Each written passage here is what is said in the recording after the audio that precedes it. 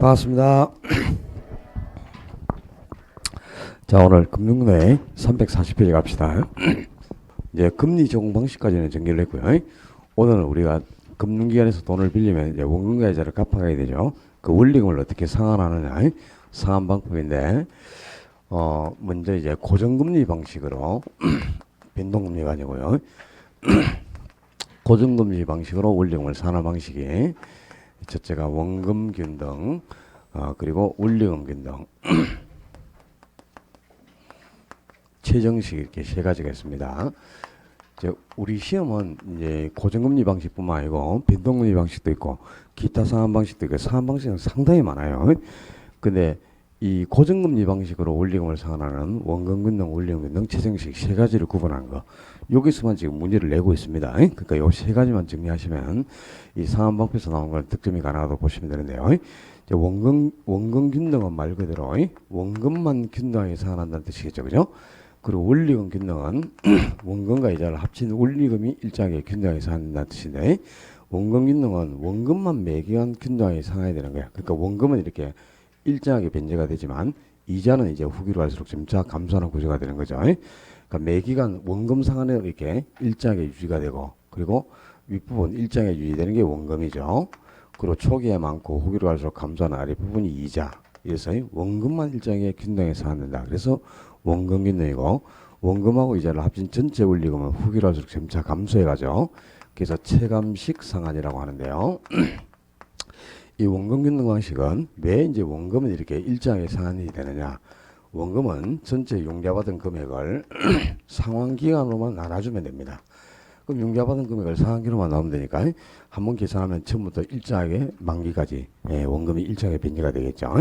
근데 이자는 초기가 많고 후기라서 감소하는데, 항상 이자를 계산할 때는 남아있는 잔금의 이자율을 곱해요. 잔금의 이자를 곱합니다. 원금이 아니고 잔금의 이자를 곱하는데, 이 원금을 계속 변제해가면 잔금이 계속 줄겠죠, 그죠? 잔금이 계속 후기로 갈수록 감소하는데, 그게 이제 금리가 고정되어 있기 때문에 고정금리를 곱해서 이자를 계산한다면 이 잔금이 감소하는 구조 때문에 이자도 점차 감소해 갈 수밖에 없는 이런 구조가 되죠. 그리고 이제 원리금은 원금하고 이자를 합친 게 원리금이니까, 그지? 원금은 균등하게 유지가 되면 이자가 이제 후기로 갈수록 이렇게 감소하는 구조가 되니까 두 개를 합친 전체 원리금이 이렇게 후기로 갈수록 점점 감소해가는 체감식 상황이 되는 겁니다. 그러니까 원리금 균등은 이제 원리금, 이 원금하고 이자를 합친 전체 원리금이 일정하게 유지된다는 뜻이겠죠, 그지? 그러니까 원금하고 이자를 합친 원리금이 일정하게 이렇게 계속 유지돼가요. 일정하게 원리금이 유지가 되는데, 이 원리금에는 원금하고 이자가 포함되어 있죠, 그지? 다만 초기하고 후기로 갈수록 이제 금액이 달라지는데, 초기에 많다가 후기로 갈수록 적어지는 윗부분이 이자를 의미하고, 초기에 적다가 후기로 갈수록 많아지는 아랫부분이 원금을 뜻합니다. 그래서 원금은 후기로 갈수록 점점 증가하고 이자는 점차 감소해 가서 전체 원리금, 이 원금과 이자를 합친 원리금이 균등하게 일정하게 유지돼 가는 거죠. 그래서 이제 전체 상환할 금액이 균등하게 유지가 되니까 균등 상환이라고 하는데, 자, 여기서 이제 원금하고 이자를 합친 원리금은 균등하게 일정하게 유지가 되죠. 왜 유지될 수밖에 없느냐? 이 원리금은 융자받은 금액에 뭘 곱한다? 저당 상수를 곱해서 계산을 하는 거죠. 그래서 저당 상수만 곱해주면은 한번 이제 융자액의 저당 상수를 곱하면 만기까지 똑같은 원리금이 일정하게 변제되는 금액이 계산되겠죠. 근데 이자는 항상 남아있는 잔금의 이자율을 곱한다 그랬죠. 근데 이것도 이제 원금을 조금씩 변제를 해간다면 잔금이 계속 줄 수밖에 없거든요. 잔금이 계속 감소해 가는데 그게 이자율이 고정돼 있잖아. 고정금리니까, 그지? 그러니까 이 잔금 때문에 역시 이자도 후기로 할수록 감소하는 구조가 됩니다. 그런데 원금은 이제 증가해 갈 수 없는 구조가, 자, 원금은 어떻게 계산되는 거지? 전체 원리금에서 이자를 빼고 남는 게 원금이 될 텐데, 그지? 이게 원리금은 다 일정하게 고정돼 있단 말이에요. 매 기간 상환할 원리금이 딱 정해져 있죠, 그지? 근데 거기서 이제 이자가 계속 감소해 가요. 잔금 때문에, 그지? 이자가 점점 줄어. 그럼 상환할 원리금이 일정하게 유지가 돼야 되는데 이자가 점차 준다면 원금을 채워가면서 갚을 수밖에 없는 거지. 그래서 원금은 이제 후기라서 계속 증가해 가는 겁니다. 그래서 원금하고 이자를 합친 원리금이 이렇게 일정하게 유지되가는 방식이죠. 그 다음에 최정식은 상환할 원리금이 후기로 갈수록 점진적으로 증가해 간다. 그래서 초기에는 상환할 울림이 적다가 후기로 가서 점진적으로 이렇게 상환할 울림이 증가해 가는 거죠. 그래서 점진적으로 증가해 가는 방식, 점정상환이라고도 하는데요. 이 방법은 이제 초기에 상환할 원리금이 워낙 적어요. 이제 대출 초기에는 원금과 이자를 합친 원리금이 이자에도 못 미치는 금액을 마이너스 상환을 하게 됩니다. 그래서 상환할 원리금이 워낙 적기 때문에 대출 초기에는 부의 상환, 즉 음의 상환이 초래될 수 있는 아주 독특한 방식이고, 초기에 이제 상환 부담을 줄이기 위한 거니까 이거는 당연히 젊은 계층에게 유리합니다. 젊은 신혼부부와 같은 계층에게 초기 상환 부담을 줄이기 위해서 만들어낸 융자 방식이고요. 다만 이거는 자, 차입자가 주택을 보유하겠다는 예정 보유 기간이 긴지 짧은지에 따라서 상황이 좀 달라지겠죠. 자, 주택 예정 보유기간이 이렇게 짧다면 이 예정 보유기간이 그 상환 기간으로 설정이 되거든요. 그러면 후기로 가도 상환할 금액이 별로 안 커지죠. 근데 예정 보유기간이 이렇게 길어진다. 예정 보유기간이 길어지면은 당연히 상환 기간도 그만큼 연장이 되면서 후기로 갈수록 눈덩이처럼 상환할 금액이 불어나 버리죠. 그래서 채무 불이행 가능성이 높기 때문에 이 예정 보유기간이 길수록 불리하고 짧을수록 유리한 겁니다. 자, 이것도 이제 기억해야죠. 주택 예정 보유 기간이 짧을수록 채무 불이행 가능성이 적어서 유리하다. 이것도 기억해 두고요. 길수록 불리해지는 거죠. 그리고 이 방식은 이제 후기에 상환할 금액이 눈덩이처럼 불어나 버리니까 채무 불이행 가능성이 갈수록 증가해 갈 수밖에 없겠죠. 그래서 금융기관의 위험성이 높기 때문에 당연히 위험성이 높다면 금리가 이자율이 높게 적용됩니다. 그래서 다른 방식에 비해서는 이율이 높기 때문에 그죠? 상환할 원리금도 다른 방식보다는 좀 많아지겠죠. 그죠? 그게 최정식인데, 자, 이 세 가지 방식을 비교했을 때 첫째, 초기에 상환할 금액, 초기 상환하는 원리금, 초기 상환할 원리금은 그림 구조로 봐도 여러분이 이해를 하셔야 돼요. 원리금 균등 방식이 아니고 원금 균등. 이 원금 균등이 초기에 가장 많은 금액을 변제하는 걸 알 수 있습니다. 그 다음에 이제 원리금 균등이 있고, 최정식은 뭐 초기에 워낙 상환할 금액이 적죠. 그래서 초기에는 원금 균등이 원리금 균등 방식보다 훨씬 상환할 금액이 큽니다. 최정식은 가장 상환할 원리금이 적겠죠. 그럼 초기에 많은 금액을 변제를 한다. 초기에 많은 금액을 변제한다면 중간쯤 갔을 때 중도 상환 시에 남아있는 잔금은 적어질 수밖에 없겠죠. 그죠? 그럼 잔금은 이제 원금 균등이 제일 적게 남고 최정식이 가장 많이 나올 수밖에 없죠. 그래서 잔금의 크기는 원금 균등이 제일 적고, 그 다음에 이제 원리금 균등이 좀 많이 남고, 최정식이 잔금은 가장 많이 남아있는 겁니다. 그지? 초기에 가장 적은 걸 변제했으니까.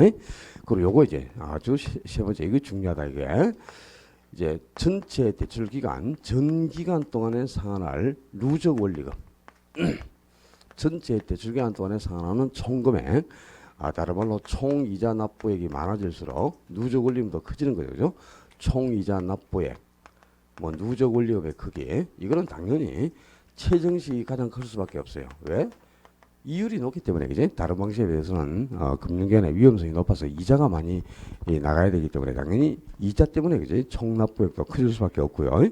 그다음에 원금 균등이나 원리금 균등은 원래 전체 대출 기간 동안에 상환하는 금액이 동일해야 되겠죠. 그죠? 융자 조건이 똑같다면. 그런데 이제 여기서 특징.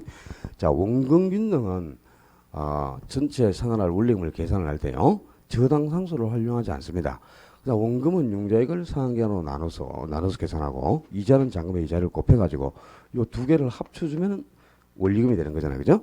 그런데 이 원리금 균등 방식에서는 저당 상수를 활용해서 원리금을 계산했지 않습니까?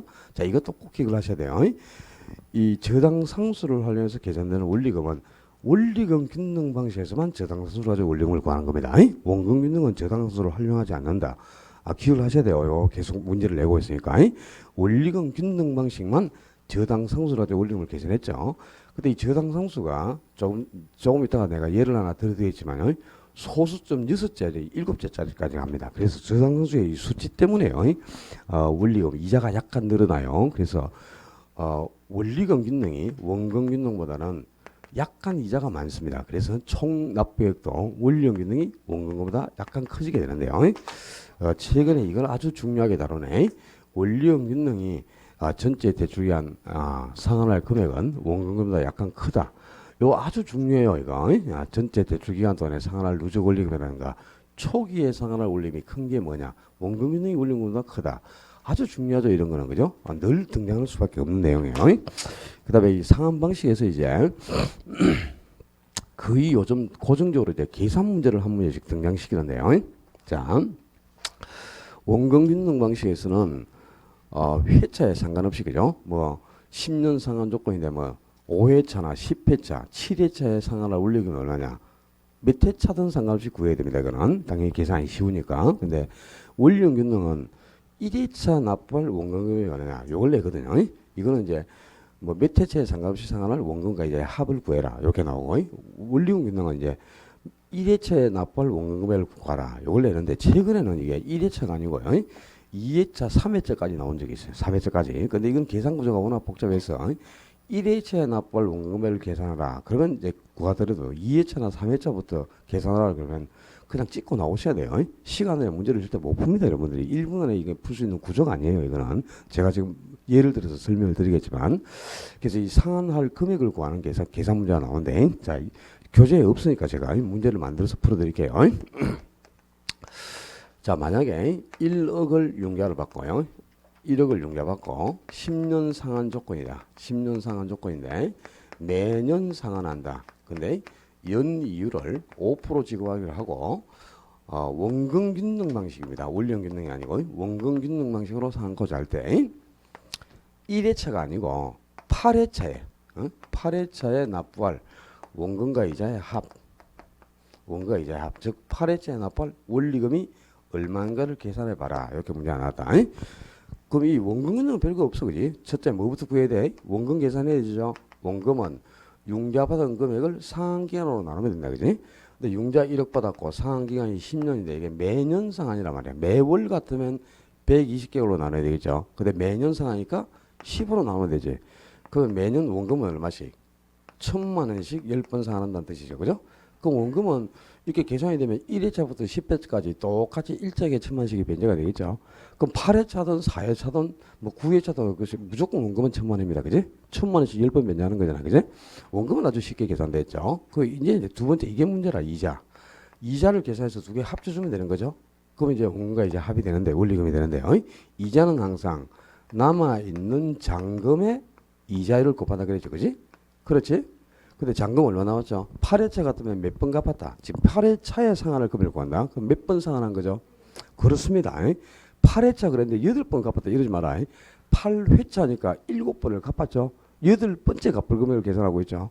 그죠? 그럼 7번 갚았으면 1회차에 1,000만 원씩, 한 번에 1,000만 원씩 7번 갚았으니까 7천만 원 원금이 변제됐지. 그럼 잔금이 얼마 남는 거야? 자, 총 몇 번 갚습니까? 10년이니까 10번 갚는 거죠. 10번인데 7번을 상환해서 그럼 갚을 금액이 3번 남았죠. 근데 한 번에 얼마씩 갚노? 원금을 1,000만 원씩 갚으니까 잔금이 얼마 남죠? 3천만 원 남는 거지. 3번 1,000만 원씩 3번 갚아야 되니까. 그지? 8, 9, 10배 3번 남았잖아. 그럼 1,000만 원씩 3천만 원이니까 잔금이 1,000만 원씩 3번이니까 3천만 원 남은 거죠. 여기에 이율이 연 몇 프로고 5% 그랬죠? 꼭 이율 꼭 빼주면 되죠. 그러면 150만 원이 되겠지. 그래서 8회차에는 원금 1,000만 원, 이자 150만 원 합쳐서 얼마? 1,150만 원이 상환된다. 그런 뜻이 되겠죠. 그죠? 만약에 4회차에 납부할 원리금이 얼마냐? 4회차 이렇게 나왔다. 그러면 원금은 얼마? 1,000만 원 정해져 있죠. 4회차든 7회차든 몇 회차든 원금은 일정하잖아. 그지? 그럼 원금은 1,000만 원 딱 이 융자액을 상환기간만 나누면 회차에 상관없이 원금은 나와 있죠. 그 이제 4회차 그러면 몇 번을 갚은 거야? 3번 갚은 겁니다. 3번. 10번 중에. 그지? 그러면 7번이 남았죠. 그럼 잔금을 계산할 때 한 번에 1,000만 원씩 상환해야 되는데 7번 남았으니까 7천만 원 남은 거지. 그럼 7천만 원에 5%니까 이자가 얼마 돼? 350 되겠죠? 그럼 원금 1,000만 원, 이자 350 합쳐서 1,350 변제된다. 이런 뜻이죠. 그죠? 알겠죠? 그러니까 이 원금 균등은 1회차든 5회차든 10회차든 뭐 회차에 상관없이 그지? 뭐 이 계산이 아주 간단하니까 이거는 당연히 풀어야 돼요. 원금 균등은 몇 회가 나오든 풀어야 됩니다. 8회 아니라 몇 회라도 풀어야 된다. 근데 이제 원리금 균등으로 이제 문제를 한번 내보자. 자, 만약에 5억짜리 아파트를 구입하기 위해서 3억을 대출을 받았다. 3억을 융자를 받고 20년 상환 조건인데 매년 상환한다. 매년 상환한다. 그 다음에 연이율이 7%라고 합시다. 7%. 연이율 7%고. 자, 원리금 균등은 반드시 뭐가 나올까요? 원리금 균등 방식으로 상환한다. 그럼 원리금 균등 방식은 뭘 줘야 되지? 저당 상수가 반드시 나오게 돼 있어. 그지? 저당 상수가 없으면 원리금을 구할 수가 없잖아요. 이거 어디 갔노? 융자액의 저당수를 곱해야 원리금 계산되니까 저당수가 반드시 나와 있죠. 자, 기간 20년 연 7%에 해당하는 저당상수는 0.094393이다.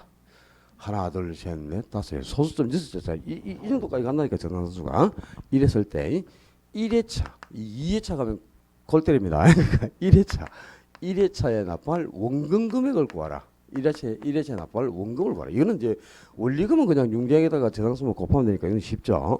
원리금을 구해놓고 그다음에 이자를 계산한 다음 원리금에서 이자를 빼야 원금이 계산되겠죠. 구조를 알아야 돼. 이거 계산 구조를. 그래서 요 원리금 균등은 이거 계산한 것밖에 안 나와요. 자, 그러면 일단 첫째 뭐부터 구해야 돼? 원리금부터 구해야 되겠죠.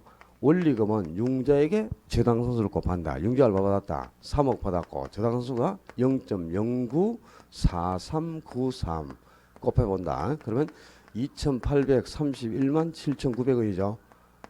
암산이 안 되지? 우리는 0.1초만에 바로 계산합니다. 요 금액이 나와요. 근데 이거는 이제 1회차부터 20회차까지 똑같이 상환할 원리금이죠. 1회차도 원금하고 이자를 합친 금액은 요 금액, 17회차도 요 금액을 상환하고 있고 5회차도 요 금액 상환하는 거지. 근데 여기에는 원금하고 이자가 포함되어 있죠. 그럼 여기서 이제 뭘 계산해야 돼? 이자를 계산해가지고 그 이자를 빼버려야 원금이 되겠지, 그지? 근데 이자는 어떻게 계산한다 그랬죠? 남아있는 잔금의 이자율을 곱한다 그랬단 말이야. 근데 이제 요게 왜 쉬우냐, 1회차는 처음 상환하는 거죠. 그럼 잔금이 얼마 남았다? 융자 받은 금액이 전부 잔금으로 다 남았는 거야. 첫 번째 상환하는 거, 그지? 그러니까 잔금 계산이 쉬워지잖아, 그지? 그러니까 잔금 3억 그대로 남았고 연이율이 몇 프로? 7%가 그런데 이게 매년 상하니까 그냥 연이율 곱해주면 되죠.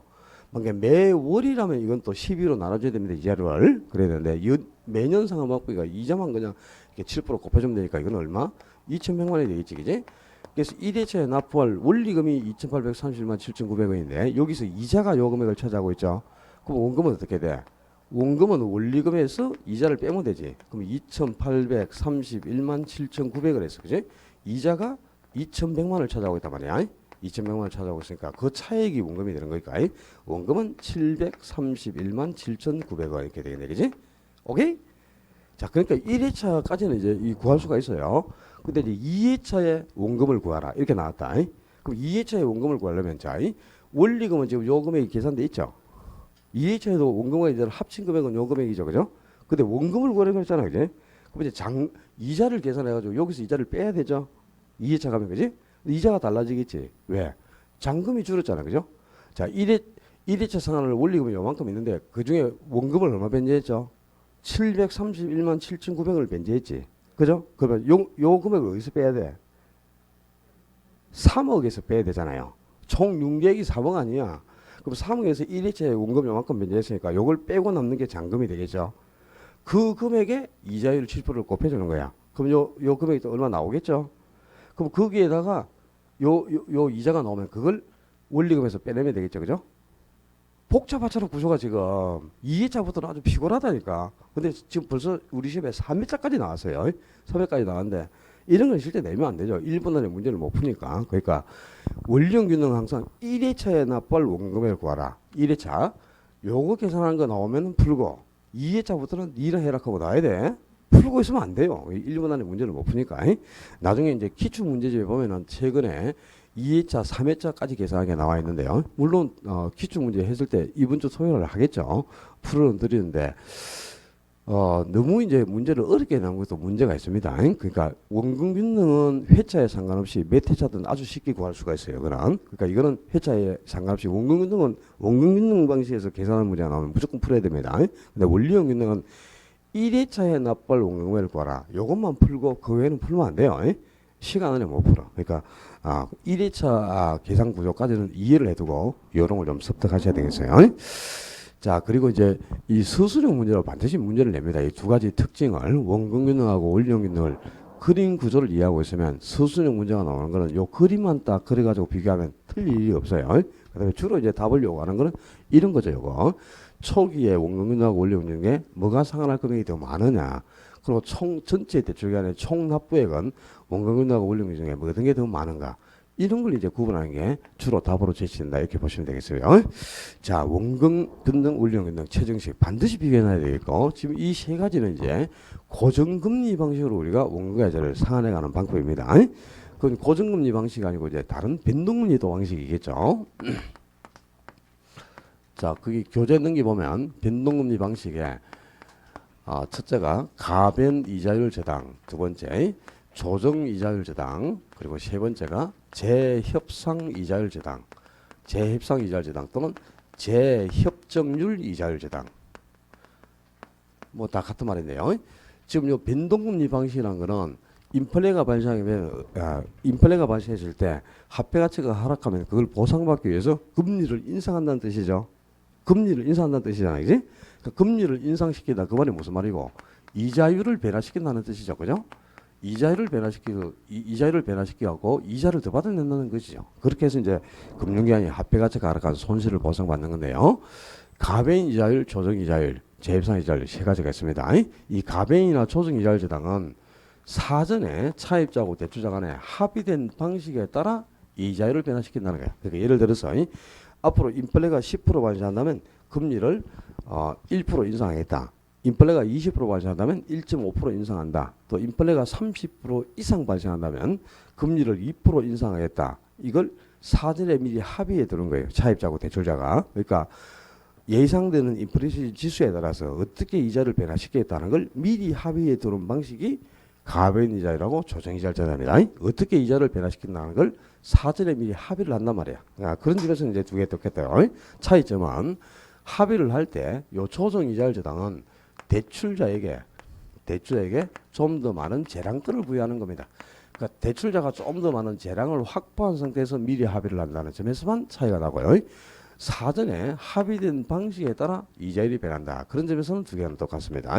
근데 재협상 이자율 저당은 재협상 이자율 저당은 사전에 합의된 방식에 따라 이자율이 변화되는 게 아니고요. 미리 합의를 해두는 게 아니고 일정 기간 단위로 보통 이제 한 3년에서 5년 단위로 만나요. 그러니까 일정 기간 단위로 일정 기간마다 차입자하고 대출자가 만나서 다시 협상을 하는 거예요.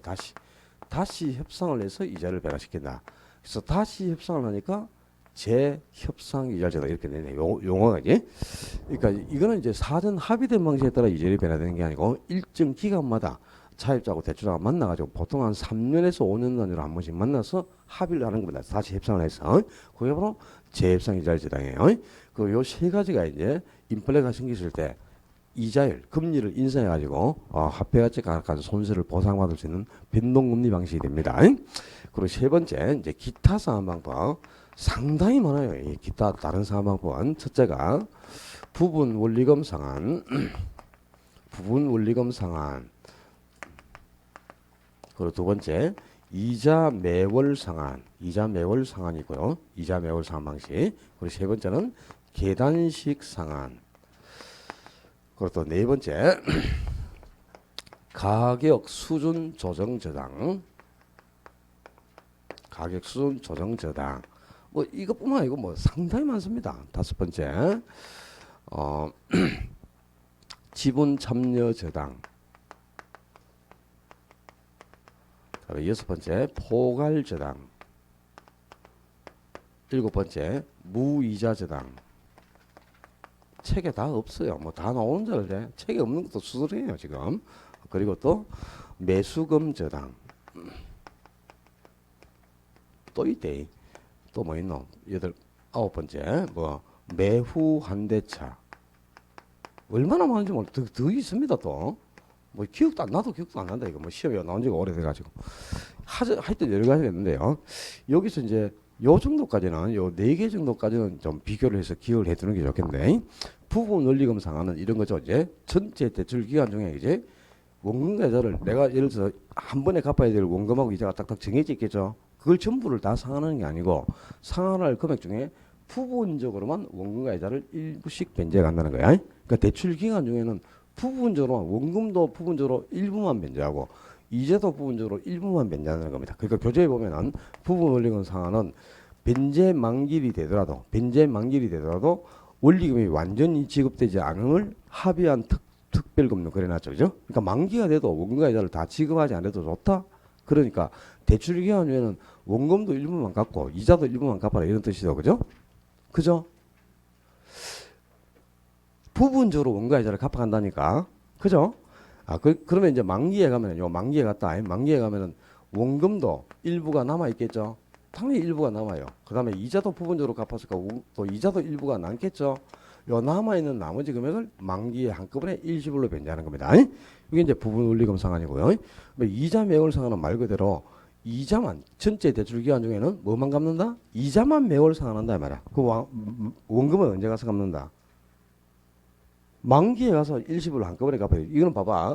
전체 대출 기간 중에는 뭐만 갚는다고 이 대출 기간에는 이자만 상환한다고 이자만. 이자는 그럼 매달 갚을 이자를 갚아요. 근데 원금은 전혀 변제를 안 해.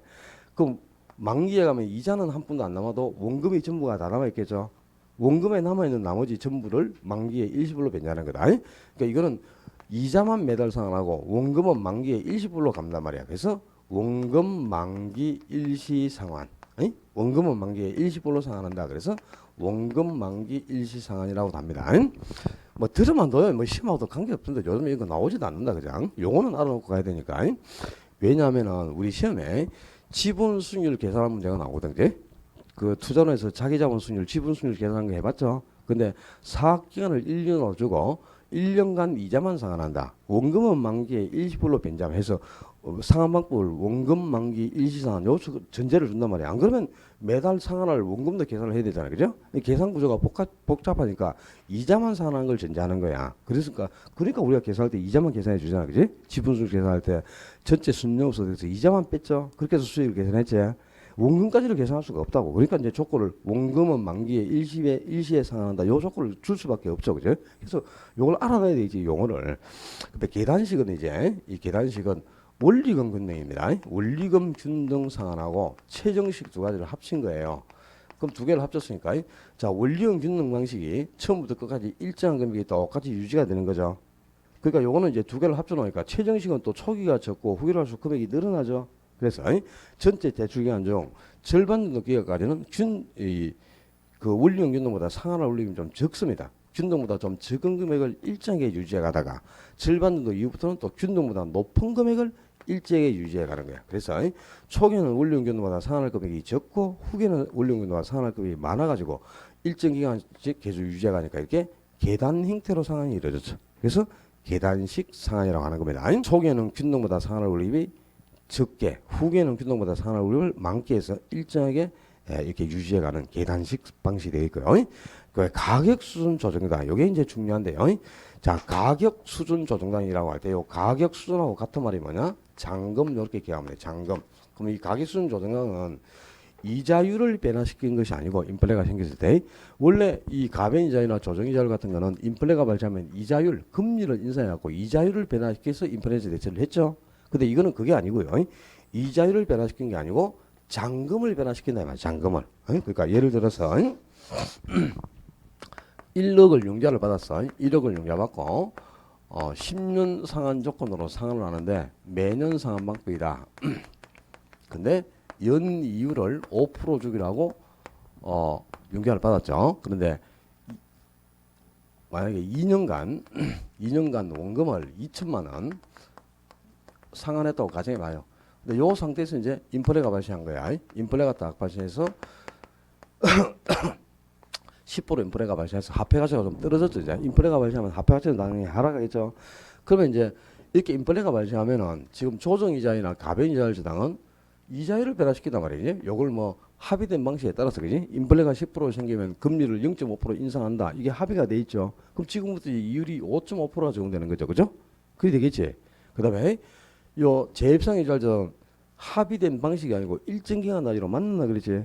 근데 지금 한 3년이나 5년 단위로 만났는데 지금 2년밖에 안 지났죠. 더 기다려. 그래서 한 3, 4년 정도 지나가지고 그때까지 발생한 인플레이션을 감안해서 다시 협상을 하는 거죠. 그죠? 그리고 이제 요거는 그게 아니란 말이야. 지금 이자율이 아니고 잔금을 변화시킨다 그랬죠. 지금 시점에서 잔금이 얼마 남았죠? 1억 빌려가지고 2천만 원 원금 면제했지. 그럼 잔금 얼마 남았노?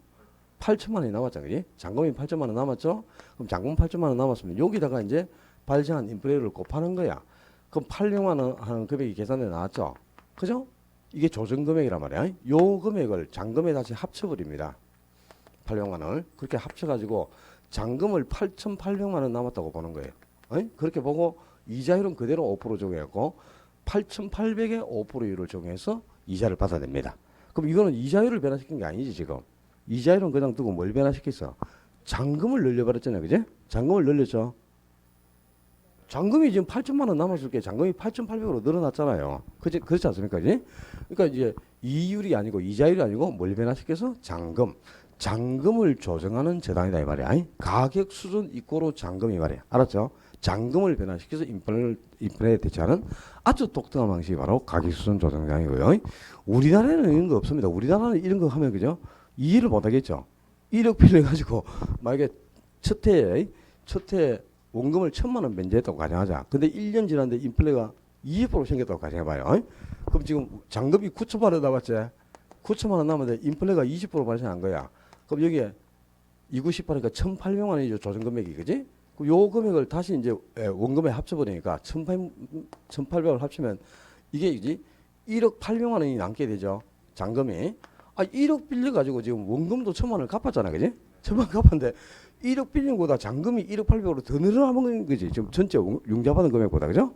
요게 이제 부의 상한이라는 겁니다. 그러니까 초기에 인플레가 발생하면 빌린 원금보다 그죠? 갚아야 될 잔금이 더 늘어나는 아주 희한한 현상이 생기죠. 근데 우리나라 사람들 이런 거 이해하겠습니까? 무슨 이런 도깨비 동네가 다 있어하고 난리가 나겠죠. 대모하고 찾아가서 그지? 내가 지금 1억 빌려서 원금 또 1,000만 원까지 갚은 데다가 갚았는데 잔금이 1억 800 남았다고 여기에다가 이자율 이렇게 5% 적용해서 이자 내놔라면 누가 주겠습니까? 이제 이해를 못 하겠죠. 우리나라 사람들. 우리나라에서 이게 유행하는 게 아니고 인플레가 아주 극심한 중남미 국가에서 유행하는 제도인데 자, 가격 수준 이꼬로 뭐 잔금 요 용어를 얘기해요. 그러니까 인플레가 발생했을 때 이자율이 아니고 잔금을 변화시켜서 인플레에 대처하는 아주 독특한 방식이다. 꼭 기억을 해두고요. 자, 그다음에 이 지분 참여 저당하는 건 뭐냐? 이제 똑같이 봐봐요. 1억을 융자를 하면서 10년간 연 5% 이율로 이제 대출을 해줬다고 가정했을 때 이 금리 5%가 너무 높으면 차입자의 채무불이행 가능성이 커지죠. 그래서 어떻게 하냐면 이제 이 금리를 원래 5% 정도 적용할 걸 확 낮추어 가지고요 2% 정도만큼만 싸게 이율을 적용해주면 채무불이행 가능성이 줄죠, 그죠? 그럼 금리를 낮춰준 만큼 뭔가 혜택을 받았잖아, 차입자가. 그럼 이제 그 대신 3%만큼 이자가 싸졌으니까 3%만큼 이자를 대신 지급해야 되죠. 그게 이제 뭐냐? 차입자가 이제 담보로 그죠? 뭐 주택을 담보로 제공했던 상가를 담보로 제공했던 부동산을 담보로 제공하죠. 근데 이 부동산은 보통 시간이 흐를수록 가격이 상승하지 않습니까? 그지? 그래서 담보 부동산 가치가 이렇게 상승해. 만약에 1억짜리가 1억 4천만 원까지 가격이 상승하면 4천만 원 가격 상승 이익이 생겼죠. 요 가격 상승 이익을 대출자하고 차입자가 나눠 가지는 조건으로 이율을 아주 낮게 적용해서 채무 불이행을 방지하는 그런 방식을 지분 참여 저당, 차입자의 지분 참여 이익을 대출기관과 나눠 가진다. 그래서 지분 참여 저당 이렇게 표현합니다. 이자율을 낮게 정하는 대신에 차입자의 담보부동산 가치가 상승하는 경우 그 가치 상승분을 대출기관과 차입자가 나눠 가지는 조건으로 대출 시점에서 이자율을 낮게 정해 주는 것, 이걸 지분 참여 저당이라고요. 포괄 저당이라는 건 뭐냐? 예를 들어서 자 똑같은 부동산에 자 이 A라는 부동산을 그죠? 차입자가 A 부동산을 대상으로 했어. 이게 한 10억짜리 되는 부동산인데 그지? 2015년 3월에 2억을 빌리면서 저당권을 한 개 설정한 겁니다. 근데 또 추가로 뒤에 이제 돈이 필요해가지고 그죠? 2021년 4월에 가가지고 또 1억이 또 필요해서 1억을 또 빌리면서 저당권을 또 설정한다고 가정해봐요. 그럼 똑같은 부동산을 담보로 저당권이 이렇게 두 개가 설정되면 저당권은 순위가 있잖아, 그지? 순위에 따라서 선순위 저당권이 나중에 이 경락이 되면 선순위 저당권이 먼저 변제를 받아야 후순위 저당권이 채무를 변제받는 거죠. 그럼 후순위 저당권은 항상 채무를 변제하지 못할 위험성을 안고 있잖아, 그죠? 그런 위험성을 남겨둘 필요가 없는 게 금융기관이에요. 그래서 똑같은 부동산을 대상으로 이렇게 저당권을 순위에 따라서 여러 개를 남겨둘 필요가 없는 겁니다. 그래서 이 먼저 설정된 요 저당을 주저당이라고 합니다. 주저당. 그리고 새롭게 설정되는 저당을 종저당이라 하는 거야. 그래서 이 주저당과 종저당을 묶어가지고 3억으로 그냥 한 개로 포괄적으로 저당권을 설정해버려요. 그럼 이 전체가 그냥 1순위가 된 거죠. 저당권이 위에 저당권이 없으니까 이 전체가 그냥 한 개의 저당권으로 설정이 됐잖아요, 그죠? 그러면서 이제 3억을 가장 먼저 변제를 받겠죠. 가장 선순위가 됐으니까 이렇게 해서 이제 후순위 저당권이 안고 있는 문제점을 해결하기 위해서 먼저 설정된 주저당과 새로 설정되는 종저당을 묶어서 포괄적으로 이렇게 한 개로 저당권을 설정하는 것, 이걸 포괄 저당이라 한다 이 말입니다. 그다음에 무이자 저당은 말 그대로 이제 이자 없이 원금만 상환한다는 거야. 이자 없이. 그러면 이제 예를 들어서 1억을 빌리잖아요. 1억을 빌리는데 10년 상환 조건이다. 근데 10년간 연 5% 같으면 이자를 계산하면 10년간 5%면 얼마 정도 될까요? 1년. 1년에 500만 원씩이죠. 1억에 5%면 500만 원 아니야. 이자가, 그지? 그럼 10년이면 이자만 5천만 원이 되는 거죠. 그렇잖아, 그지? 이 산술적으로 따지면 그렇잖아. 이자라는 게 굉장히 이자가 많은 겁니다. 그지? 20년 가면 원금보다 이자가 훨씬 더 늘어나요. 그러니까 이제 채무불이행 가능성도 높고 하니까 차입자의 채무불이행 가능성이 커지죠. 그래서 이제 이자 없이 원금만 상환하는데 대신 어떻게 하느냐. 10년간 총 상환할 이자가 지금 거의 5천만 원 정도 되죠. 거기에 상환하는 금액을 깎아가지고 융자를, 그러니까 1억 융자 받는 걸 1억을 다 주는 게 아니고요. 한 3천만 원 깎아버려. 깎아고 7천만 원을 지급하는 거야. 7천만 원을 지급하는 거죠. 1억을 융자를 받지만 7천을 주는 겁니다. 그러면서 이제 대출기간 10년 동안에는 이자 없이 원금만 상환하는 거야. 그래서 무이자 저당이라는 거죠. 초기에, 대출 초기에 융자액을 할인해서 적게 받는 조건으로, 융자액을 할인해서 적게 받는 조건으로 대출기간 중에는 이자 없이 원금만 상환하는 방식. 그래서 이자가 없으니까 무이자 저당이라는 거예요. 들어만 두면 돼.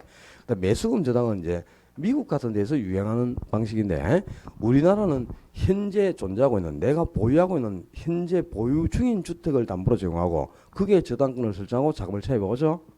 내가 보유하고 있지 않은 주택을 담보로 제공할 수가 없잖아, 그죠? 근데 이 미국에서는 그게 아니고요. 미래에 내가 보유 예정인 주택이 있어. 예를 들면 내가 저만 원 딱 찍어놓고 저거 내가 살 거예요. 이렇게 해서 3년 뒤에 살 거다. 그러면 아직 내가 안 샀잖아, 그죠? 미래의 보유 예정인 미래 주택에 주택을 담보로 정하고 거기에 저당권을 설정하고 자금을 융통하는 겁니다. 그걸 매수금 저당이라는 거예요. 우리나라에서 그런 거 없죠, 그죠? 금융기관이 인정해 주겠어요. 3년 뒤에 당신 뭐 믿고 저거 살 거라고 사지도 않는 주택, 그죠? 미래 주택을 담보로 저당권을 설정할 수가 없잖아, 그죠? 근데 미국에서는 가능하단 말이야.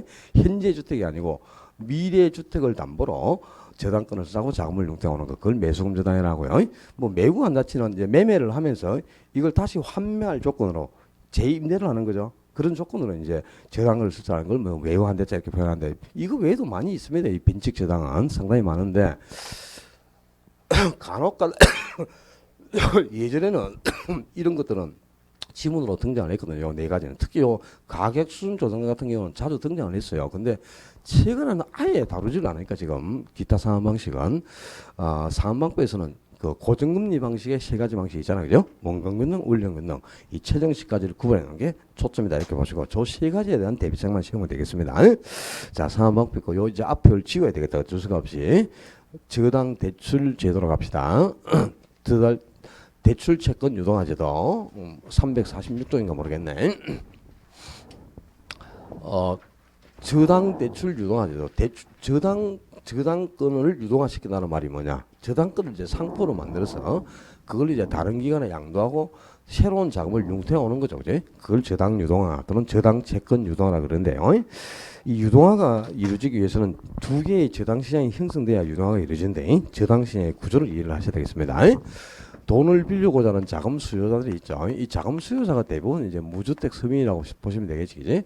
무주택 서민들이 주택을 구입할 때 자금이 부족하니까 1차 대출 기관에 가서 1차 대출 기관입니다. 1차 대출 기관. 다른 말로 금융기관이죠. 은행이나 보험회사, 새마을금고, 농협, 신협, 축협 이런 거죠. 이런 금융기관에 가서 자기가 구입하는 주택을 직접 담보로 제공하고 거기에 저당권을 수취해주고 그 대가로 이제 금융기관으로부터 일시불로 대출을 받고 분할 상환을 한다, 그지? 근데 금융기관이 차입자에게 일시불로 대출을 하고 분할 상환을 받으니까 일정 시점이 지나면 자금이 고갈될 수밖에 없어요. 목돈으로 빌려고 푼돈으로 해서 하는 거니까. 그러니까 이파리가 막 들어지고 그러구나. 그래. 참 하여튼 참 저런 거는 참 안 시켜도 잘하면 참 좋죠. 그죠? 근데 이제 금융기관이 목돈으로 빌려주고 푼돈으로 회수하는 셈이니까 자금이 좀 지나면 고갈될 수밖에 없어요. 그래서 금융기관도 자금을 융통하는데 이 금융기관에서도 대출을 받습니다. 2차 대출기관에 가서 대출을 받는데 이 2차 대출기관을 금융기관이라 하지 않고 유동화 중개기관이라고 합니다. 우리나라에서는.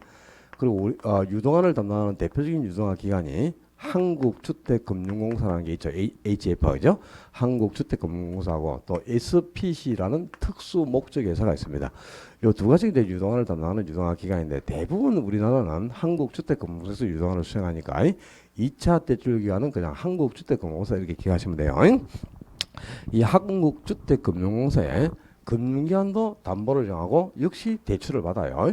그런데 차입자들은 자기가 구입하는 주택을 직접 담보로 정할 수 있지만, 그지? 금융기관이 만약에 5천억이 필요한데 뭐 담보를 한 1조 원 잡히려면 그 정도 부동산이 있겠어요? 없겠지? 그러니까 이 담보가 뭐가 되느냐? 차입자에게 대출해주고 확보한 무수히 많은 저당권이 담보가 됩니다. 이 저당권을 모아가지고 저당권 묶음을 만들어내요. 그 저당권 묶음을 저당풀이라고 합니다. 저당풀.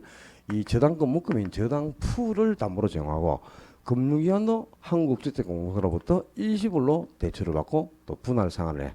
그럼 주택금융공사도 또 일시불로 대출을 해주고 분할 상환을 받으니까 좀 지나면 자금이 고갈될 수밖에 없다. 그래서 여기서 또 이제 자금을 확보하는데 이 주택금융공사는 어떻게 자금을 확보하느냐? 지금 주택금융공사는 금융기관에서 담보로 넘겨받은 게 뭡니까? 저당풀이라는 저당권 묶음을 갖고 있죠.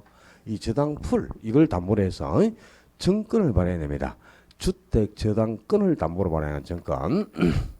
주택 저당을 담보로 발행하는 증권. 주택 저당이 모기지죠, 그죠? 그걸 담보로 벡터 증권 시큐리티스 바로 MBS라는 거야. 이 MBS는 주택 저당 증권을 발행해서 이걸 이제 투자한테 매각을 하는 거죠. 그렇게 해서 그 대가로 이제 자금을 융통받습니다. 그래서 부동산 금융이 수행되는데 원래 은행에서 돈을 빌리고자 하는 사람이 누구? 무주택 서민 자금 수요자죠. 그리고 이 수요자에게 자금을 공급하는 기관이 금융기관이죠. 이 수요자와 금융기관으로 구성되는 이 시장을 제1차 저당시장이라고 합니다. 그러니까 1차 저당시장은 수요자와 금융기관 사이에 형성되는 시장인데요. 이걸 이제 다른 말로 바꾼다. 주택을 담보로 제공하고 처음으로 대출이 이루어진 시장이죠. 그래서 1차 저당시장을 주택을 담보로 대출이 이루어진 시장이다. 그래서 주택 담보 대출 시장이라고 합니다. 주택을 담보로 대출이 주는 주택 담보 대출 시장. 이게 1차 저당 시장이고 이 1차 시장은 누구와 누구 돈을 빌려고자 하는 수요자와 수요자에게 자금을 공급하는 금융기관으로 구성되는 시장. 이와 수요자와 금융기관 사이에 형성되는 시장이고 이 시장이 바로 처음으로 주택을 담보로 정하고 저당권을 설정했잖아요. 그죠? 저당권이 최초로 설정된 시장이죠. 그러니까 저당권이 설정된다. 즉 다른 말로 저당 채권이 형성되는 시장. 이런 시장을 1차 저당 시장을 한 겁니다. 그 1차 시장에서 이제 저당권이 이렇게 설정돼서 저당 채권이 형성됐죠. 그럼 이 설정된 저당권을 모아가지고 저당권 묶음을 만들어서 여기서 팔았어요. 팔고 여기서 사들였어. 그래서 자금을 확보했고 또 여기서 넘겨받은 저당권 묶음을 담보로 증권을 발행해서 여기서 팔았어요. 그리고 또 여기서 사들여서 또 자금을 확보했죠. 이 저당권을 팔고 사고 팔고 사서 자금을 확보하는 시장. 이런 시장이 제2차 저당시장입니다. 그러니까 2차 저당시장은 주택 구입 자금을 조성하기 위해서, 그지?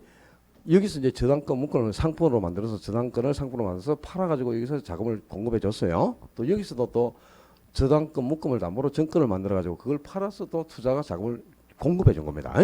이 주택 자금을 대출기관 쪽으로 공급해 주고 있는 이런 시장이 2차 시장이야. 그러니까 2차 시장은 주택 자금이 공급되는 시장입니다. 그래서 주택 자금 공급 시장이라 합니다.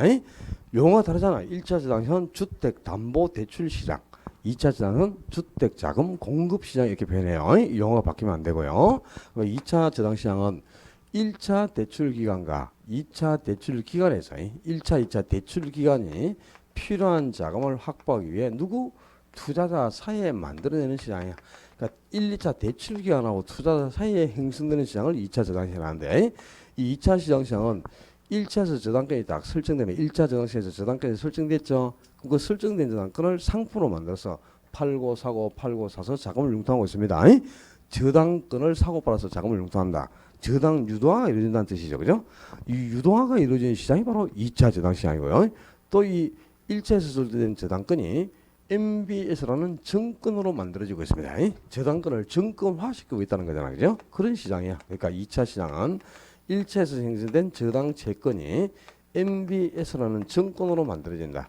저당 채권을 정권화시키고 또 이 저당권을 상품으로 만들어서 유통시키는 시장, 유동화시킨다 이 말이야.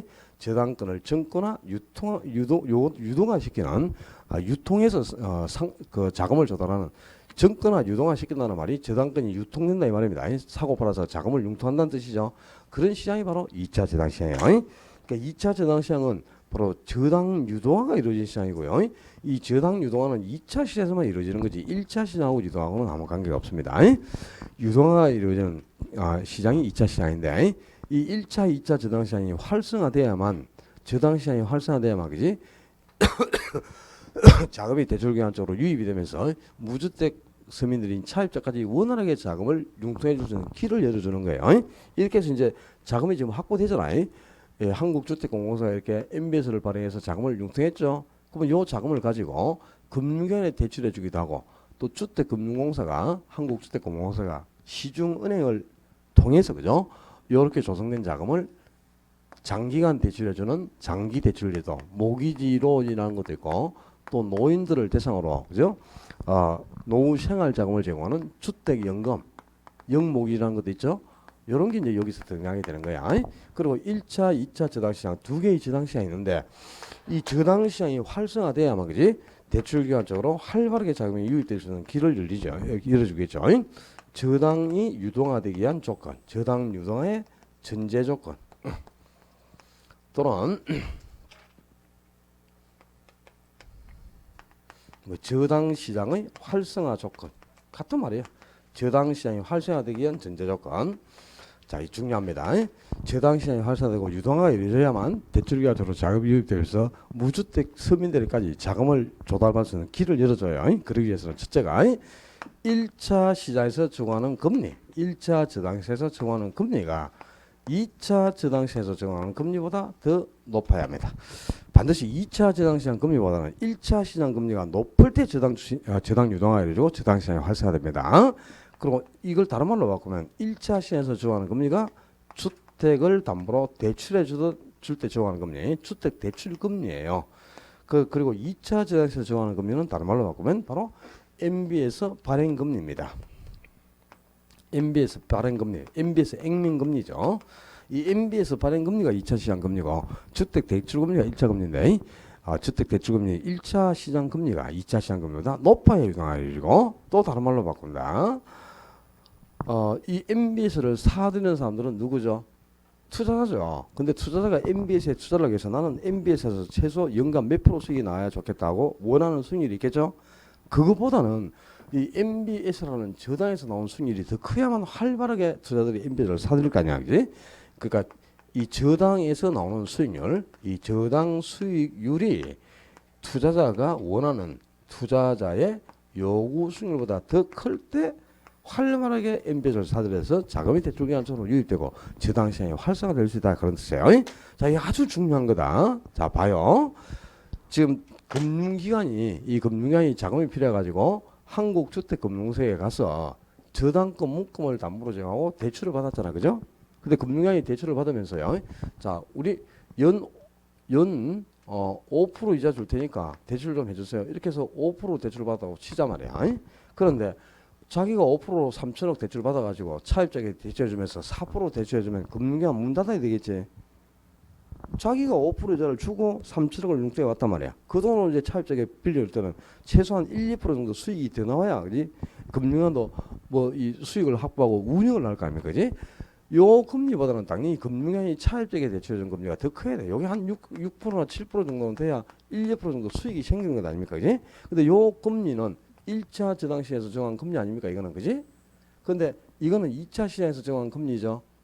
그리고 요 금리로 바로 MBS가 발행되는 거예요. 그 MBS 발행 금리도 바로 요 금리가 됩니다. 요 금리가 5%가 그대로 적용되는 거죠. 근데 투자자가 MBS를 사들이는 사람들이 투자자죠. 그죠? 근데 투자자가 지금 정기예금 이자를 해봐야 뭐 한 2% 되는데 뭐 세금 띄고 뭐 해봐야 뭐 1점 몇 프로밖에 수익이 안 나오니까 나는 뭐 MBS라는 데서 그죠? 한 3%나 4% 정도, 3, 4% 정도만 수익이 나온다면 MBS에 투자를 한번 해보겠다 이렇게 마음을 먹고 있다. 4%라고 치자. 투자가 원하는 수익률이 이 투자자가 원하는 최소 수익률이 4% 가정을 해요. 그런데 한국주택공사가 자 우리 MBS라는 멋진 정권 하나 발행했는데 이자 3.5%줄 테니까 좀 사주실래요? 너가 아버지한테 가서 팔아라 이러겠죠. 투자자들이 지금 나는 연 4% 수익이 나오면 투자하겠다고 마음을 먹고 있잖아. 그러면 자기가 투자하고자 하는 이 투자 대상에서 최소로 원하는 수익보다 더 큰 수익이 나와야 MBS를 사들일 것 아닙니까? 이게 바로 저당에서 나온 저당 수익률이죠. 이 저당 수익률이 투자자가 최소로 원하는 투자자의 요구수보다는 당연히 커야 돼요. 그래야 활발하게 MBS를 사들면서 대출 가지고 자금을 유입될 수 있는 길이 열린다 이 말입니다. 그러니까 자, 1차 시장에서 정하는 금리, 이 1차 시장 금리가 2차 시장에서 정하는 금리보다 더 커야 되죠, 당연히. 그지? 그래야 유동화가 이루어질 수 있고 저당 시장이 활성화됩니다. 또 요 1차 시장에서 정한 금리가 바로 주택을 담보로 제공하고 대출해 줄 때 정한 금리죠. 주택 담보 대출 금리. 이 주택 대출 금리가 2차 시장에서 정한 금리 뭐 MBS 발행 금리죠. 요 MBS 액면 금리보다는 당연히 이거보다는 1차 시장에서 정한 금리가 더 커야 돼요. 그리고 투자자가 최소로 원하는 이 투자자의 요구수보다는 바로 MBS라는 저당에서 나온 수익률이 더 클 때 유동화가 이루어지고 저당 시장이 활성화될 수 있다 그런 뜻입니다. 이 저당 유동의 전제조건 꼭 기억을 하고 있어야 됩니다. 1차 시장 금리가 2차 시장 금리보다 더 커야 한다. 그리고 또 주택 대출 금리가 MBS 발행 금리보다 더 클 때 유동화를 이룬다. 기억을 하고요. 그다음에 유동화를 통해서 만들어진 가장 대표적인 상품이 바로 요 MBS라는 주택 저당을 담보로 발행한 증권이죠. 그죠? 주택 저당 증권인데 이 주택 저당 증권 MBS에 어떤 게 있느냐? 자, 첫째 MBS에서는 MPTS, 그리고 두 번째 MBB, 그리고 세 번째 MPTB 이렇게 크게 세 가지가 있고요. 그리고 이제 요 세 가지를 먼저 구분을 하셔야 돼. 그리고 MPTB하고 똑같은 구조를 가지고 만드는 채권이 하나가 있어. CMO라는 게 있죠, 그죠? 이렇게 해서 이제 MBS에서는 네 가지가 있는데, 이 CMO는 발행 구조가 MPTB와 동일한 구조를 가지고 발행이 되기 때문에요. 위에 세 가지의 특징을 비교하고 그 후 CMO는 MPTB와 구조가 같다 이렇게 기억하시면 네 가지를 한꺼번에 정리할 수 있습니다. 먼저 여기에 S가 붙어있으면 이건 시큐리티스의 머리 글자를 단 거니까 지분이라는 뜻이에요. 그죠? 그래서 MPT에서는 지분 형식으로 발행되는 MBS라는 뜻입니다. 그러니까 MBB는 끝에 B가 본드, 채권이라는 뜻이에요. 그래서 채권 형태로 만들어진 MBS가 되겠고 MPTB도 B가 붙어있으니까 이름은 채권인데요. 이건 순수한 채권행은 아니고 위에 MPTS와 MBB를 합쳐둔 거니까 지분과 채권 두 가지 성질을 다 가지게 됩니다. 그리고 이제 CMO는 또 MPTB와 발행 구조가 똑같다 그랬으니까 이 두 가지 MPTB하고 CMO는 지분 채권 두 가지 성질을 다 가지고 있는 혼합형 MBS가 되겠습니다. 구분하셔야 돼요. 어떤 게 지분행위고 뭐가 채권행위냐, 뭐가 혼합형에 해당가 저런 게 아주 중요한 포인트로 시험에 나와요. 그다음에 MBS에서 가장 중요한 거는 금융량이 차입적에 대출해 주고 나면 그 대출기관에서 확보하는 지분이 두 가지가 있죠. 저당권하고 원리금 수취권이다, 그죠? 이 저당권과 원리금 수취권, 이 저당권과 원리금 수취권을 금융기관이 이제 돈이 필요해가지고 MBS를 발행해서 수한테 팔잖아요. 그때 이 두 가지를 다 넘겨주는 경우가 있고 두 가지를 다 넘기지 않고 금융기관이 그래도 보유한 상태에서 MBS만 팔아먹는 경우도 있고 또 이 두 가지에 대한 소유권을 하나씩 나눠 가지는 경우가 있어. 금융기관하고 투자자가. 그래서 MBS에서 가장 중요한 거는요, 이 저당권과 원리금 수취권에 대한 소유권을 투자자하고 발행기관이 누가 가지는가, 금융기관하고 투자자가 이 두 개에 대한 소유권을 누가 확보하는가를 구분하는 게 거의 그냥 뭐 80%는 답을 요구한다고 보시면 됩니다. 근데 단순 무시가 기억이 제일 좋아. 그러니까 요 MPTB처럼 T자가 하나 들어가 있고 B자가 하나 들어가 있으면 투자자가 하나 가지고 뱅크가 하나 간다. B가 이제 뱅크, 금융기관, 발행기관이라는 뜻이죠. 그죠? MBS를 발행하는 발행자가 금융기관이니까. 그러니까 발행기관이 하나 가지고, 금융기관인 발행자가 하나 가지고 투자자가 하나 갖는다는 뜻입니다. T 하나 B 하나 들어가면 그러니까 저당권은 발행기간인 금융기관이 그대로 보유를 해요. 그리고 원리금 수익금만을 투자에게 넘겨줘요. 그래서 발행기간과 투자가 한 개씩 나눠가니까 B 하나 T 하나 B자 하나 T자 하나 들어가면 하나씩 나눠가져요. B만 두 개가 들어가 있다. 그럼 발행기간에서 둘 다 갖는 겁니다. 저당권도 발행기관이 보유하고 그리고 원리금 수익금도 발행기관인 금융기관이 그래요. 뱅크가 두 개를 다 갖는다는 뜻이란 말이야. 그지? 이렇게 설명을 해도 그 문제 내도 또 못 풀더라. 이거 이렇게 하면 전혀 틀릴 일인데 왜 못 푸는지 몰라. 그다음에 MPT에서는 지금 TS니까 P가 안 들어가 있죠. P자가 없고 T자만 나와 있잖아요. T자만. 그럼 이거는 투자자에게 둘 다 줘버린다는 뜻이라. 원리금 수익금이나 저당권을 모두 투자자에게 이전한다는 뜻입니다. CMO는 MPTB하고 구조가 똑같기 때문에 MPTB처럼 저당권은 발행기관인 금융기관에서 그대로 보유를 하고요. 원리금 수익금은 투자에게 넘겨준다 그런 뜻이라. 그래서 이 MBS에서 제일 중요한 거는요. 이 저당권과 원리금 수익금을 투자자에게 둘 다 넘겨버리는지 둘 다 넘기지 않고 발행자가 금융기관인 발행기관에서 이 두 개를 다 가지고 있는지 그리고 발행기관인 금융기관과 투자자가 하나씩 나눠 가지는지 이 두 개에 대한 소유권을 누가 가지게 되는가를 구분하는 게 가장 중요해요. 여기서 그냥 80% 문제가 나와요. 답을 요구한단 말이야. 그 다음에 이제 이걸 왜 또 구분하고 있어야 되냐면 이 원리금 수익권을 확보하고 있는 주체가 당연히 위험을 감수하게 되거든. 무슨 위험? 차입자가 채무를 불이행한다. 원리금 납입을 연체하고 원리금을 안 내면 원리금 수익권을 갖고 있는 사람이 원리금을 못 받으니까 당연히 위험한 입장이 되겠지. 그리고 또 차입자가 만기 전에 조기상환을 내버리는 거지. 조기상환 이후부터는 이자 수입이 안 생기잖아요. 그럼 원리금 수익권을 확보하는 사람이 당연히 이자를 못 받으니까 또 위험한 입장에 놓을 수밖에 없겠죠. 당연히 그제? 그래서 언제나 이 원리금 수익권을 가지고 있는 주체가 위험을 감수한단 말이야. 근데 지금 보시면은 MPTS라든가 MPTB라든가 CMO는 원리금 수익권을 전부 투자자에다 넘겨버렸죠. 투자자 다 원리금 수익권을 가지게 되잖아, 그지? 그러니까 또 원리금 수익을 가지고 있는 투자자가 당연히 위험을 감수할 수밖에 없다 이 말이다. 위험을 투자에게 전부 떠넘기게 되는 거지. 근데 유일하게 한번 봐봐. 요 MBB 요거 한 개만 그죠? 딱 원리금 수익권을 발행관이 가지고 저당권도 발행관이 가지고 있어요. 저당권을 가지고 있어도 위험이 더 높아집니다. 저당권을 가지고 있는 사람이 차입자가 채무를 변제하지 않으면 저당권을 실행해야 되지 않습니까? 즉 담보주택의 경매를 청구해 가지고 경락이 되면 그 경락되면서 채무를 변제받아 와야 된단 말이야. 근데 경락이 이제 처음 또 경매 들어갔을 때 바로 이제 경락이 되면은 채무를 다 회수할 가능성이 높아지는데 유찰이 될 수 있잖아요. 그죠? 경매가 낙찰이 안 되고 유찰이 되죠. 그럼 경매는 한 번 유찰을 해도 가격이 얼마씩 떨어지죠?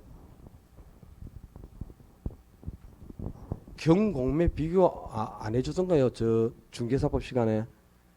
경매는 한 번 유찰되면 가격이 20%씩 저감됩니다. 1억짜리가 한 번 유찰하면 8천만 원 되죠. 그 다음에 또 한 번 더 유찰하면 8천에서 또 20%또 떨어져요. 그럼 얼마? 6,400 되는 거야. 8천에 80%니까, 그지? 8천만 원에서 20%씩 떨어지면은, 그렇게 한 번 떨어질 때마다 가격이 20%씩 떨어지니까, 한 두세 번 유찰되면, 그죠? 채무를 전부 회수하지 못하지, 당연히. 그지? 낙찰 금액이 당연히 줄어드니까, 그죠? 근데, 공매는 한 번 유찰되면 몇 번씩 가격이 떨어져요? 10%씩. 그 중개사법에서 그 경공매 비교하는 거는 무조건 한 개가 나올 건데, 시험에. 비교하고 계셔야 될 건데, 안 들어봤어요? 이번 주에 그럼 물어봐요. 교수님 오시면. 경매는 20%씩, 공매는 10%씩 가격이 저감됩니다. 그런 것도 다 비교해야 되고, 경매는 어디에서 진행합니까? 법원에서 진행하죠. 공매는 자산관리공사에서 하잖아요. 어차피 다 구분하셔야 돼, 경공매를. 참네. 중개사법에서 해. 근데 MBB는 이제 원리금하고 저당수익권을 다 발행기가 보여있으니까 발행기관이 당연히 이거는 위험을 감수할 수밖에 없죠. 요것만 이제 발행기관이 금융기관이 위험을 부담한단 말이야. 그러니까 위험을 투자자에게 떠넘길 수 있는지 발행자가 그대로 감수하게 되는지를 구분하기 위해서도 원리금 수익권을 저당권을 누가 확보하고 있는가는 아주 중요할 수밖에 없어요. 그래서 제일 시험에 나오는 게 이겁니다. 저당권 원리금 수익권을 투자가 둘 다 갖는지 둘 다 발행자가 보유하는지 하나씩 이렇게 나눠 가지는지를 구분하는 거 이게 가장 중요하고 그다음에 그에 따라 위험을 누가 부담하는가까지는 딱 정리되어 있어야 돼. 여기까지 알면은 95% 이제 득점해요. 추가로 한 개 더 알아야 될 거.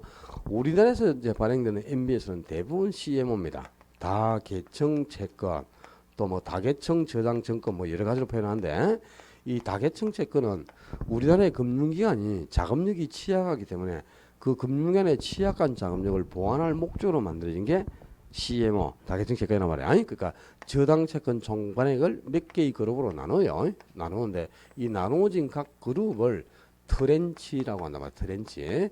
대부분 트렌치는 4개 아니면 5개로 구성되는 게 가장 많습니다. 우리나라는 2개에서 8개 사이로 구성이 되지만 주로 제일 많이 발행되는 게 4, 5개 정도로 이렇게 트렌치를 나누는 게 제일 많은데요.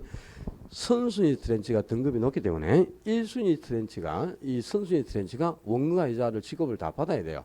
원리금집이 다 끝나면 비로소 이제 이 두 번째 트렌치에서 원금 지급 들어갑니다. 그리고 또 두 번째 트렌치가 원리금 지급이 다 마무리됐을 때 비로소 이제 세 번째 트렌치에서 원금 지급이 시작되는 거예요. 이렇게 해서 트렌치별로 선순위 트렌치부터 후순위 트렌치까지 이렇게 계층별로 순차적으로 원리금이 지급된다는 거예요. 그래서 이제 다계층 채권 이렇게 표현하는 거고요. 제일 중요한 특징이 요 각 트렌치마다 전부 다른 이자를 적용한다.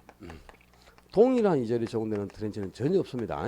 트렌치별로 모두 다른 이자율을 적용한다는 게 제일 중요한 특징이에요. 똑같은 이자율이 적용되는 게 없어요. 전부 상이한 아주 다른 이자율이 다 여기가 뭐 2.8% 같으면 여기는 3.1%, 여기는 3.25%, 여기는 3.45% 뭐 이런 식으로 이율이 전부 다르다 이 말이야. 전부 다른 이자를 적용하는 게 중요한 특징이고요. 요 마지막 트렌치 앞에까지는 대출 기간 중에 원가 이자를 균등하게 이렇게 지급해 가요. 근데 마지막 트렌치 이 알파벳의 마지막 글자를 따가지고 마지막 트렌치는 대출 기간 중에 원리금을 지급하지 않습니다. 대출 기간 중에 원리금을 지급하는 게 아니고 만기에 가서 그죠? 한꺼번에 이제 원가 이자를 일시불로 지급해요. 요게 이제 가장 중요한 특징인데요. 세 가지 기관란 말이야. 우리나라에서 발행되는 MBS는 대부분 CMO다. 그러니까 우리나라의 금융기관의 자금력이 취약해서 그걸 보완할 목적으로 만들어진 거니까 우리나라에서 발행되는 건 대부분 CMO거든요. 가장 많이 발행되고 있는 MBS가 CMO다. 첫째. 두 번째는 이 저당 채권 총반액을 몇 개의 그룹으로 나누는데 이 나눠진 각 그룹을 트렌치라고 하는데 이 트렌치별로 전부 다른 이자율이 적용되는 게 아주 중요한 특징이고요. 그리고 마지막 트렌치는 대출 기간 중에 원리금을 지급하는 것이 아니고 만기에 가서 한꺼번에 누적된 원가 이자를 일시불로 지급한다. 이런 이제 특징을 가지고 있는 MBS가 바로 CMO가 되겠습니다. 그래서 요 저당 시장 구조하고 MBS 종류까지 해가지고 여기에서도 또 그냥 한 문제, 무조건 한 문제짜리. 그리고 아까 상한 방식에서 그죠? 원금균등, 원리금균등, 최정식을 구분하는 거는 그거는 두 문제도 나올 수 있습니다. 계산 문제 한 개하고 수능 문제 한 개 이렇게 해가지고 이번 시간에는 한 2-3문제 정도 해결됐어요. 금융 조달 방법부터 좀 칠판 지우고 좀 쉬었다 합시다. 고생했습니다.